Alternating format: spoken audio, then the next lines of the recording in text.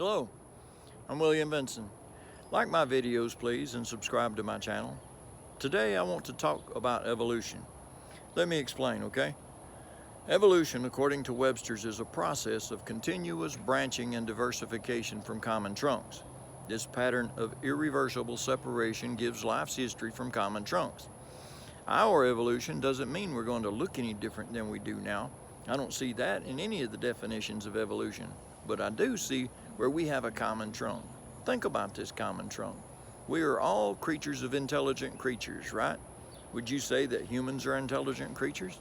I'm sure you'd at least agree we all have the capability of being intelligent. Some people think that intelligence is the crowning achievement of evolution. Now, if that were the case, there should be more intelligent creatures, wouldn't you think? Think of all the animals that have existed and haven't gotten any smarter, like dinosaurs, for example. They existed for many years before becoming extinct.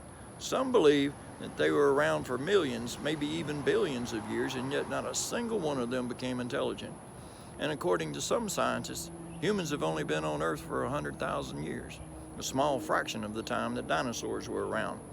So you come to the conclusion that intelligence isn't necessary. Mother Nature has done just fine with non-intelligent creatures for many years, even when man was developing. So we come to the next point in the discussion. If we're the only intelligent creature on the earth, what separates us from the animals? How did we become intelligent? Well, first you need a plausible thumb, a tentacle or a claw, so that you can manipulate the environment. So that's one of the ingredients you need to have to be an intelligent creature, to be able to change the world around you. The second is eyesight. Animals that have eyes in front of their faces are predators, and animals that have eyes on the side of their faces are prey. Never even thought of that before. Think of lions and tigers and foxes. Where are their eyes? How do the eyes help? Eyes in the front are intelligent creatures, and their eyes work together in stereo just about. Without both their eyes, they are off balance. Think of the animals that have eyes on the side of their heads, like rabbits or deer or cow or pigs. You can visualize them now, right?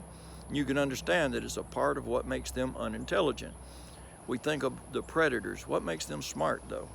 They have to figure out how to hunt, learn how to ambush, learn how to be stealth, how to track their prey, camouflage themselves, and even hunting skills.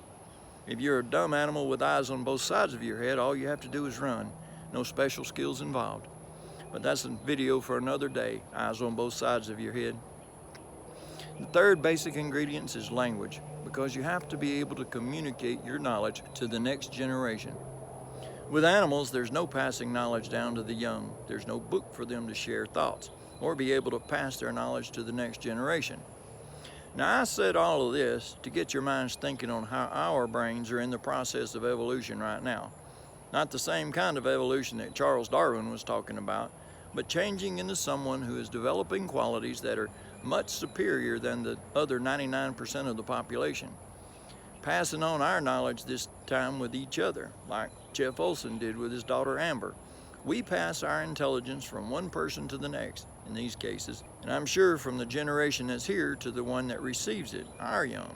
See, intelligence isn't really necessary in the 99% either, if they want to remain the same, but we, the 1% that wants to change, have to have a different kind of intelligence, an evolutionized one, because we have to think outside of the box into how the others will respond to our messages, how they have proven to be receptive. Some of the things we've been passing on is being able to understand how the brain works when it comes to buying or thinking about buying. Who knew before that the part of our brain that controls the buying emotion doesn't even understand language and works on emotions only? The same reason we cry in a movie that we know is written in a script. So just like the evolution has developed in any other case, we have to keep progressing with everything we learn and applying what we learn. It becomes our second sense, so to speak. The more familiar we are with it, the better we get with sales. So we can keep learning by keeping inputting information into our brains and become more intelligent. We pass this intelligence down and the next generation picks up where we are and goes from there. Man has made a lot of progress this way. Look at airplanes, for example. 100 years ago, man was just beginning to fly. And now they not only fly at speeds of sounds, They go to the moon. They have different kinds of flying machines like helicopters. And think of the developments from that. Breathing apparatus, gravity suits, and I'm sure many medical breakthroughs. So we continue not just because we're intelligent, but because we continue to want to learn. And our brains continue to evolve into a more intelligent thought process. I hope you found this an interesting subject. If you have any thoughts, please share them in the comments. Like and subscribe also. Till tomorrow, have a great day.